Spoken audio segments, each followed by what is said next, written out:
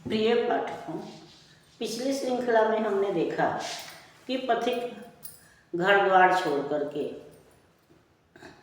प्रकृति के आकर्षण में भर करके, प्रकृति के प्रेम से आकर्षित होकर के वह समुद्र के किनारे चला आया है और समुद्र का सौंदर्य निहार रहा है। उसी समय उसकी पत्नी आती है और उसे सांसारिक जीवन की तरफ आकर्षित करना चाहती है, लेकिन वह कहता है कि नहीं, यह संसार जो है वह दुखों से भरा हुआ है। यहाँ लोभ है, लालच है, धोखा है, छल है, छद्म है, और जबकि प्रकृति जो है वह निर्दोष है, वहाँ आनंद है। यहाँ पर इस दुनिया में जो सदाचारी है, त्यागी है, बलिदानी है, उसी को दुख है, और जो धोखा देने वाले लोग हैं वो सुखी हैं। तो मैं ऐसे संसार में नहीं जाना चाहता, मैं अपने अनमोल जीवन को व्यर्थ नहीं करना चाहता। वह हमारे जीवन को सांसारिक जीवन की तुलना बबूल से करता है और कहता है कि जिस तरह से बबूल का पेड़ जो है वह देखने में छायादार लगता है, हरा भरा लगता है, लेकिन हम उसकी छाया का आनंद नहीं उठा सकते क्योंकि वह उसमें कांटे होते हैं, वह कांटों से भरा हुआ होता है। उसके नीचे कोई भी पथिक या कोई भी जीव जंतु विश्राम नहीं कर सकता, उस पर कोई पक्षी जो है वह अपना घोंसला नहीं बना सकता। तो यह संसार भी उसी तरह से है कि देखने में तो यह सुंदर है, आकर्षक है, लेकिन वास्तव में देखा जाए तो यह दुखों से भरा हुआ है। इसलिए वह अपनी पत्नी से यह आग्रह करता है कि तुम अगर सच में मुझको प्यार करती हो तो मुझे सांसारिक जीवन की तरफ मत खींचो, मुझे प्रकृति में ही रहने दो, क्योंकि मुझे मेरा तो मन करता है कि मैं झरनों के साथ कूदूं, गाऊं, उछलूं। वह अपनी पत्नी से प्राकृतिक सौंदर्य का, प्रकृति के आकर्षण का वर्णन करते हुए कहता है, यह बबूल बन सिंधु तीर पर हरी छितरियाँ छाए, छिति पर शीतल छां बिछाकर सूल समूह छिपाए, थके पथिक को आकर्षित कर देता, कष्ट विषम है इसी भांति संसार, बड़ा धोखा है, भीषण भ्रम है। रेणु स्वर्ण का सदृश देखकर तट पर ललचाती है, बड़ी दूर से चलकर लहरें मौज भरी आती हैं, चूम चूम निज देश चरण वह नाच नाच गाती हैं, यह शोभा यह हर्ष कहाँ आँखें जग में पाती हैं।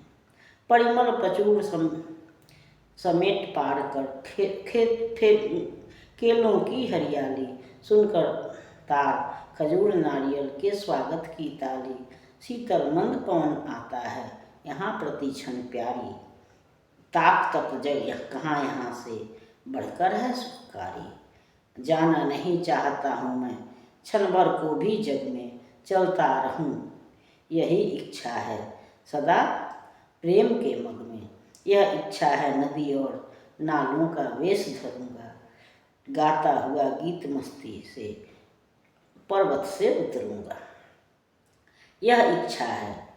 वन सुगंध फूलों के बीच बसूँगा, बनकर विरह बाण प्रेमी के उड़ में धाय धसूँगा, यह इच्छा है कुंज कुंज में वायु बना विचरूँगा, कुम्हलाए पौधों में फिर से चेतना बितरूँगा,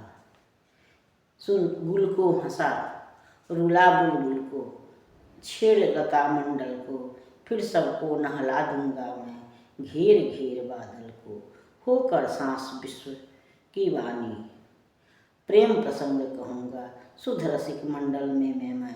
बनकर संगीत रहूँगा, शांत स्वर्ग सुख छोड़ कहाँ संसार नरक में जाऊँ, हीरा सा जीवन ले क्यों मौरी कौड़ी के मूल बिकाऊँ, यह कह चला गया निर्मोही पथिक प्रेम मतवाला, देखती ठगी बिकी चित्रित सी व्याकुल बाला। तो पथिक वही अपनी पत्नी से कहता है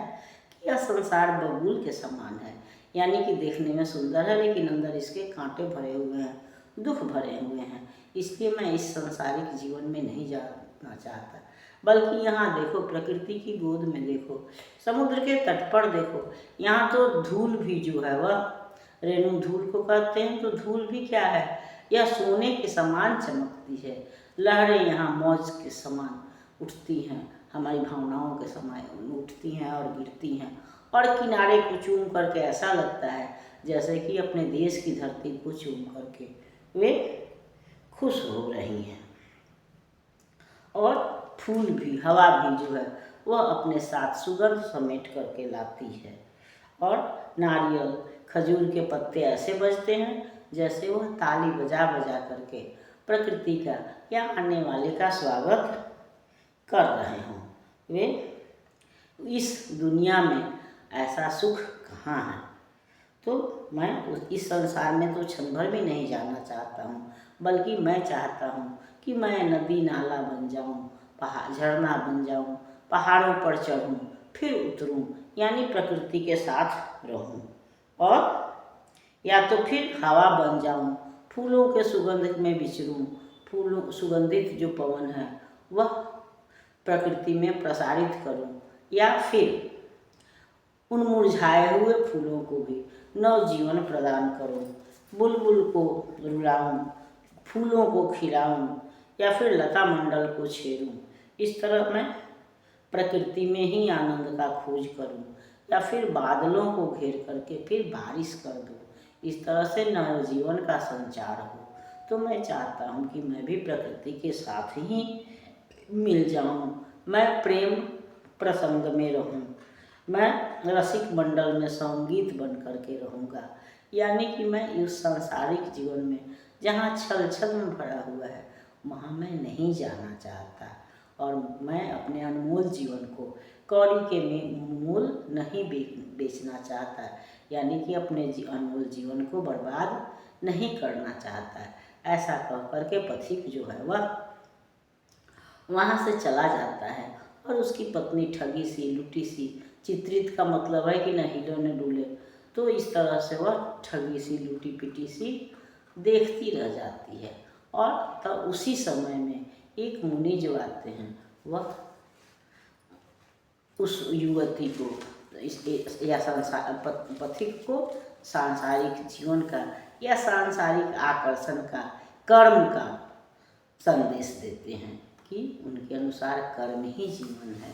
बिना कर्तव्य पालन किए हुए मानव जीवन का कोई महत्व नहीं है। ऐसा मुनि पथिक को समझाते हैं, जिस पर हम अगली श्रृंखला में विचार करेंगे। तब तक यह श्रृंखला आपको पसंद आती है तो इसको लाइक कीजिए, सब्सक्राइब कीजिए। मिलते हैं अगली श्रृंखला में, तब तक के लिए धन्यवाद।